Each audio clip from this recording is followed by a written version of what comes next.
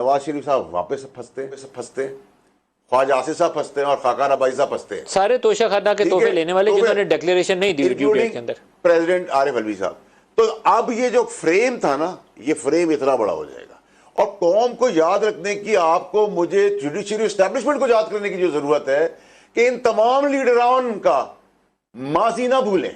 इनके अंदर books judiciary के लिए भी है, एस्टैब्लिशमेंट के लिए भी है, और ये पाकिस्तान के वफादार नहीं, अपनी दौलत और अपने वफादार है। 2011 से एक बयानिया मार्केट में एस्टैब्लिशमेंट की मदद से पीटीआई ने बेचा था कि चोर और डाकू, शरीफ चोर और डाकू सरदारी, ठीक है। तो अब क्या वो बयानिया हावी है अभी भी?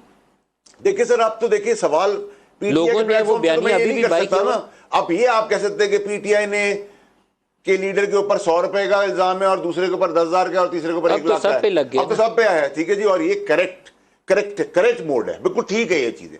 प्रॉब्लम ये कि इन सब 13 जमातें नून लीग पीपल्स पार्टी मिला के जो आज लाइव शो में कुछ ऐसा हो गया जिसने पूरी मुल्क की सियासत को हिला कर रख दिया। पैनल में बैठे दो बड़े सियासतदानों के दरमियान तल्ख कलामी इस हद तक बढ़ गई कि लाइव शो कैमरे के सामने दोनों ने ही सारी हदें पार कर दी। सेना के बंदर अपनी औकात में रहकर बात करो। इमरान खान को बाप कहने वाला, अभी तुम हमें सियासत सिखाओगे, सियासत कैसे होती है? बस ये कहने की देर थी, उसके बाद वो हुआ जो किसी के वहम गुमान में भी नहीं था। लाइव शो मैदान जंग बन गया। ये नाज़रीन, पहले ये जबरदस्त और सनसनीखेज वीडियो देखते हैं, फिर इस पर बात करेंगे। चैनल को सब्सक्राइब लाजमी कर लें और बेल आइकन को भी प्रेस कर दें ताकि हर आने वाली वीडियो अब तक पहुंच सके। आपकी मोहब्बत का शुक्रगुजार हूं। चलिए वीडियो शुरू करते हैं।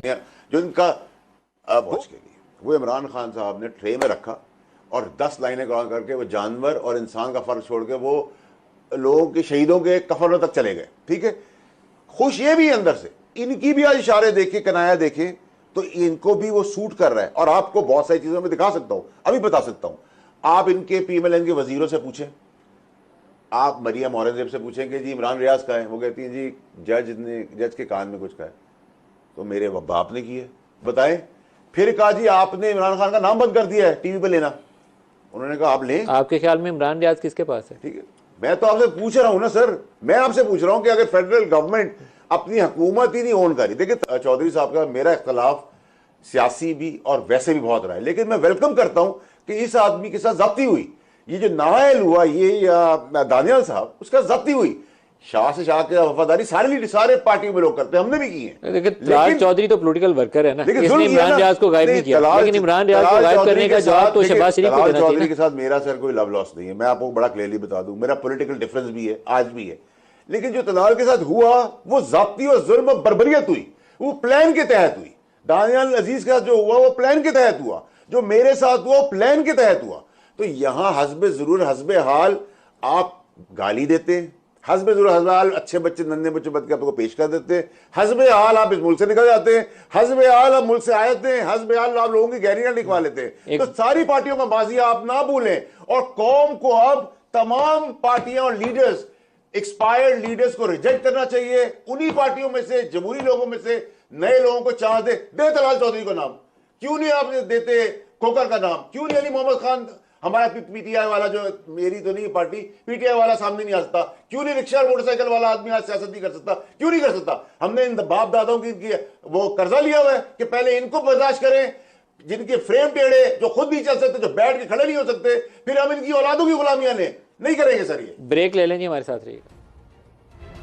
प्रोग्राम में दोबारा खुश आमदीद कहते हैं। तलाल चौधरी साहब आपकी तरफ आ रहा हूँ। मुझे लगता है ये है कि जो महंगाई को कम करने में नाकामी है, जो डॉलर का रेट संभालने में मुश्किलात हैं, जो पेट्रोल की कीमत संभालने में मुश्किलात हैं, बिजली गैस की कीमतों के जो मसाइल हैं, गैस तो इवन आ भी नहीं रही, दस्तयाबी की भी मुश्किलात हैं, ये वो फैक्टर्स हैं जो आपको इंतखाबात से भागने पर मजबूर कर रहे हैं। अदरवाइज़ आपको डिले जो है सियासी एतबार से बहुत ही ज़्यादा नुकसान का बायस बन सकता है जो आप रिस्क लेने जा रहे हैं। आपको इंतखाबात जल्द अज जल्द करवाने चाहिए थे, आप 6 माह तख़ीर की तरफ चले गए। सबसे पहले मलिक साहब, मैं फैसल वाडा साहब की कुछ बातों का जवाब देना चाहता हूँ। उन्होंने बातों ही बातों में ये कहा है कि सारे ही जो पॉलिटिशियंस हैं ना जी वो डबल फेस हैं, और लेकिन मैं एक आपको बात कहूँ, नून लीग की क़यादत मुनाफिक नहीं है।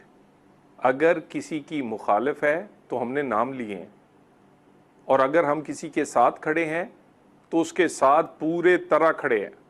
सो इख्तलाफ हो या कोई और मामला हो, बिल्कुल क्लियर रेड लाइन लगाते हैं और उसके या एक साइड पे होते हैं या दूसरी। ग्रे हमारा नहीं है, हमारा सर ब्लैक ये एंड व्हाइट लेकिन है। मेरा यहाँ एक आपसे So, सवाल है तलाल चौधरी साहब, जनरल बाजवा और जनरल फैज़ को नाम लेकर नवाज शरीफ ने गुजरांवाला में कहा था कि जो कुछ इंतखाबात में बेईमानी हुई है इसके आप दोनों जिम्मेदार हैं, नाम लेकर उन्होंने 3-4 दफ़ा दोहराया था।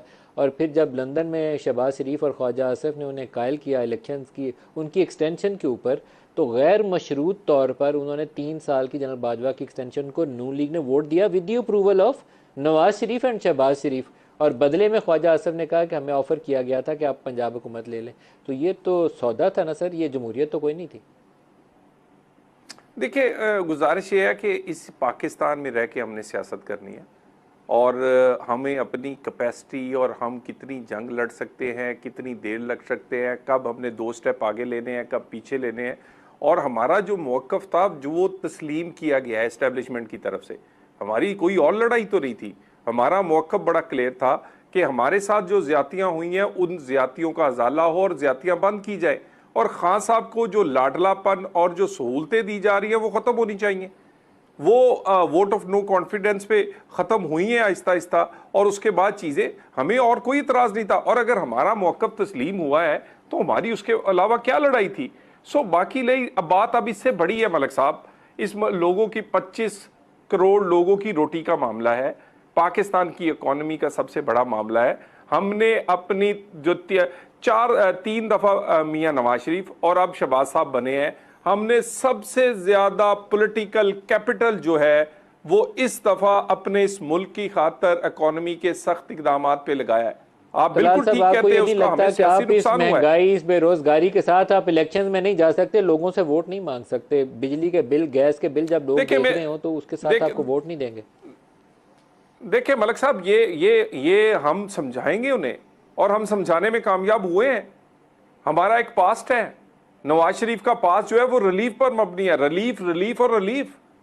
पाकिस्तान के लोगों के साथ ही हमारा मुकाबला है, हमारा किरदार और कारकर्दगी, हमारी पंजाब की हुकूमतें, हमारी वफाक की हुकूमतें, हमारे हर जगह हर इलाके में, वो मैं नाम लूँ तो 70% प्रोजेक्ट पाकिस्तान के वो जो मुस्लिम लीग नून के हैं, तो हम लोगों को समझाने में कामयाब होंगे और हो रहे हैं। और हम बिल्कुल, और अगर कोई लोग ऐसा फैसला करते हैं तो हम तस्लीम करेंगे। इस मुल्क ने आगे बढ़ना है और हम समझते हैं कि अगर इस महंगाई या इस मुल्क को डिफॉल्ट से निकालने के लिए या इस मुल्क के मुस्तकबिल के लिए अगर हमारा पॉलिटिकल कैपिटल लगा है तो हमें कोई दुख नहीं है, लेकिन हम लोगों को समझाने में कामयाब होंगे और इंशाअल्लाह ताला नवाज शरीफ की वापसी, चौथी दफा वजीर आजम की वापसी होगी।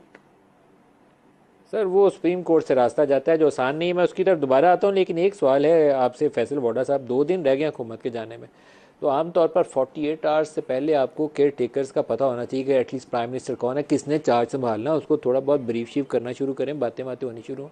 अभी तक नाम शुरू हुआ इसाक डार साहब से, शाह खान अब्बासी से, अभी दरमियान में कुछ इंपोर्टेड वज़राए आज़म के नाम आ गए हैं, कुछ एक रिटायर्ड सफ़ीर साहब हैं उनका नाम आ रहा है, किसकी तरफ जा रहे हैं हम, अभी तक तो यही नहीं पता। देखिए नदीम अली साहब, सबसे पहले तो मैं तलाल साहब की बात का एक जवाब दे दूं कि उन्होंने कहा कि हमारी एक रेड लाइन है और हम उस पर खड़े रहते हैं। तो मैं तलाल साहब को याद दिला दूं कि आपकी रेड लाइन थी बाजवा साहब। आप चीख चीख के कह रहे थे कि बाजवा साहब ने मुझे निकाला है, तो फिर आप कहाँ खड़े रहे? आप तो बैठ नहीं गए, घुटनों के बल गिर गए जब आपने एक्सटेंशन के लिए वोट दे दिया और ब्लैंक चेक दिया बकौल आसिफ ख्वाजा साहब के, जो सबसे करीबी साथी हैं मियाँ साहब के। आपका फिर दूसरी तरफ आपका एक और आपको याद दिला दूं इंसिडेंट कि आप एग्रीमेंट करके इस मुल्क से गए थे नवाज शरीफ साहब, और उस एग्रीमेंट को छुपाई रखा कौम से, फिर कौम को झूठ बोला। वो तो उस मुल्क में आके एग्रीमेंट लाके दिखाया कि ये लो भाई, आप हमारे एग्रीमेंट के तहत मुल्क से बाहर गए हो। तो आप खड़े कहाँ रहे हो? आप तो हमेशा रेंगते रहे हो। और मैं नून लीग को अकेला सिंगल आउट नहीं करता, पीपल्स पार्टी, पीटीआई, पाकिस्तान को 3 चीजें आप मुझे बता दे इन लोगों ने और इन पुराने लीडरानों ने जिनकी एक्सपायरी हो चुकी है, एक्सपायर्ड के भी एक्सपायर्ड है ये, इन्होंने पाकिस्तान को आज तक क्या दिया है? सारी मैं आपको बताऊं। अब आपको मैं एक और आखिरी इंपॉर्टेंट चीज बता दूं। पीटीआई के दौर हुकूमत में बैरून मुल्क पैसा लाके कौन देता था? फौज। ठीक है, आज ये जो मिनरल्स एंड माइंस और रेकोडेक के जो ये टाइयां और एक दूसरे की तारीफें कर रहे हैं, खुदा पाक की कसम खा के कह रहा हूं कि पूरा का पूरा काम फौज ने किया है। तो जिस फौज से आप काम लेते हो पाकिस्तान की तकदीर और पाकिस्तानियों के लिए, फिर आप उसी फौज का गेम खेलते हो, फिर उसी फौज को आके दिखाते हो, फिर उसी फौज को गालियां देते हो, और फिर उसी के शहीदों को जिनकी वजह से मुल्क बचा हुआ है और जमहूरियत परवान चढ़ रही है, सो कॉल्ड जमहूरियत, जिसका जनाजा ले लेके हम सारा दिन फिरते हैं और 65 साल से कुछ मुल्क को नहीं दिया, फिर उनके आप कफनों का तमस्कर भी उड़ा देते हैं। तो हम सारे पॉलिटिशियन समेत मेरे बेशरम बेरहम है, और इस बेशर्मी और बेरहमी के अंदर हमें डूब के मर जाना चाहिए।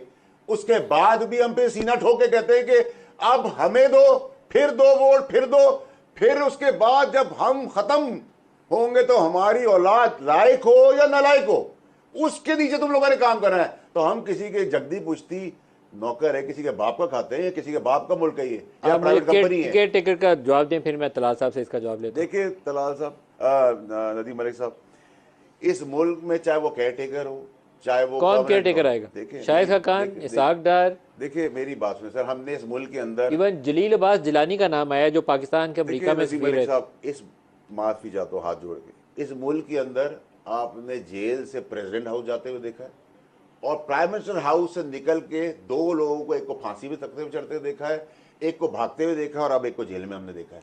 तो इस मुल्क के अंदर आइन कानून, ये सब बातें, कॉन्स्टिट्यूशन, जमहूरियत जो है ना आपकी, केयर टेकर जमहूरियत पे फैसला है या नहीं है? सर नाज़रीन इकराम, आपने तलाल चौधरी और फैसल वाडा की गुफ्तगू सुनी। नाज़रीन अभी फैसला तो आपने करना है कौन सच बोल रहा है और कौन झूठ बोल रहा है, क्योंकि सबसे बड़ी अदालत होती है अवाम की अदालत। उसके बाद आपको यही पता है, यही फैसल वाडा था जो पहले इमरान खान के नाम के नारे लगाता था। इमरान खान के आगे कोई इसको नज़र नहीं आता था, इमरान खान को बाप तक बोल दिया था इसने कि वही इमरान खान है जिसका सबसे बड़ा यह दुश्मन बना। वक्त चेंज होते रहते नाज़रीन, वक्त का पहिया घूमता है। आज इनकी हुकूमत है, कल फिर PTI की हुकूमत आएगी, फिर ये क्या करेगा। नाज़रीन इसमें कोई शक नहीं, 8 फरवरी को पाकिस्तान में धांधली नहीं धांधला हुआ था। लोगों ने इमरान खान को वोट दिया और फॉर्म 47 की बुनियाद पर हुकूमत इनकी बन गई। को यही पता है, पहले यही जरदारी को कितना बुरा भला कहते थे, बोलते थे जरदारी चोर है, मुल्क को खा गया, लूट गया। वो भी इनके बारे में कुछ ऐसे ही अल्फाज अदा करते थे। एक बंदे के बुग़्ज़ में इन लोगों ने मिलकर हुकूमत बनाई, बस किसके लिए? इमरान खान के लिए, क्योंकि इमरान खान ने इन लोगों को जेल में डाला था। नाज़रीन इकराम, गलतियां सबसे होती हैं, कोई भी दूध का दूल्हा नहीं है। इमरान खान से भी, इमरान खान को मरियम नवाज और उसके वालिद को जेल में नहीं डालना चाहिए थे, ये गलत था। आपने उसका एंड रिजल्ट देख लिया। अब इनकी हुकूमत है, ये इन्होंने भी वो कुछ किया जो खान साहब ने किया था। नाज़रीन पाकिस्तान में सियासी जंग चल रही है। आपने एक चीज़ ये नोट की होगी, जब वोटों के दिन होते हैं यही लोग आवाम में नज़र आते हैं, कभी उधर जा रहे हैं, कभी इधर आ रहे हैं। जब इन लोगों की हुकूमत बनती है फिर ये आवाम को भूल जाते हैं, ऐसा लगता है जैसा कि ये मुल्क में है ही नहीं। आगे से रीज़न क्या देंगे, हमें खतरा है। नाज़रीन इनको आवाम से खतरा क्यों है? इन्होंने ऐसा क्या कर दिया जो आवाम से खतरा है? इनको खुद सोचना चाहिए, उन चीज़ों पे काम करना चाहिए। आवाम ने वोट इन्हें इसलिए नहीं दिया, ये एक दूसरे को सियासी इंतकाम का निशाना बना। आवाम वोट इसलिए देते ये आवाम के मसाइल हल करें। नाज़रीन इकराम, आप क्या समझते हैं? अपनी राय कमेंट में जरूर दें। अगर वीडियो पसंद है वीडियो को लाइक कर दें, चैनल को सब्सक्राइब लाजमी कर लें और बेल आइकन को भी प्रेस कर दें ताकि हर आने वाली वीडियो आप तक पहुंच सके। आपकी मोहब्बत का शुक्रगुजार हूँ। मिलते एक न्यू वीडियो में, तब तक हमें दीजिए इजाज़त। अल्लाह हाफ़िज़। पाकिस्तान हमेशा जिंदाबाद।